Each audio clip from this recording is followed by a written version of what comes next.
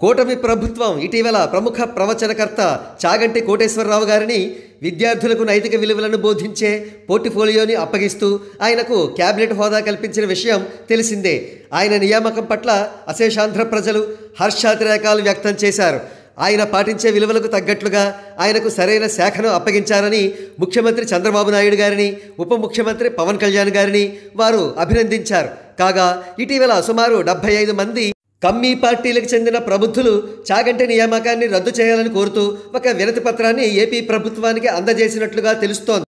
ఈ హఠాత్ పరిణామానికి ఏపీ ప్రజలు బిత్తరపోయారు. తదనంతరం తేరుకుని ఆ కమ్మీగాళ్లను శాపనార్థాలు పెట్టారు. కొన్ని దశాబ్దాల క్రితం నిరక్షరాస్యత భీభత్సంగా ఉన్నప్పుడు, టెక్నాలజీ ఇంకా డెవలప్ కానప్పుడు ఈ కమ్మీ పార్టీగాళ్లను ప్రజలు గుడ్డిగా నమ్మేవారు. వారి భావజాలం గొప్పది అని భ్రమపడేవారు.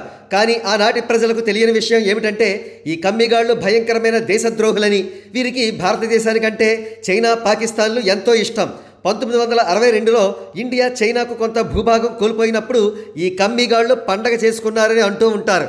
అంతేకాదు ఈ కమ్మీ పార్టీగాళ్లకు భారతదేశంలో అత్యధికులు ఆచరించే సనాతన ధర్మం అంటే యావగింపు, జన అజ్ఞాన వేదిక పేరుతో ఈ కమ్మిగాళ్లు హిందూ మత విశ్వాసాలను కించపరుస్తారు. ఇతర మతాలలోని లొసుగులను మాత్రం పొరపాటును కూడా హైలైట్ చేయని ప్రబుద్ధులు వీరు. తాజాగా అమరావతి నుంచి అందుతోన్న బజ్ ప్రకారం వీరు అందించిన వినతి పత్రాన్ని కుక్కలు తినివేయడంతో ఆ వినతి పత్రం కుక్కలు చింపిన విస్తరి అయినట్లుగా తెలుస్తోంది.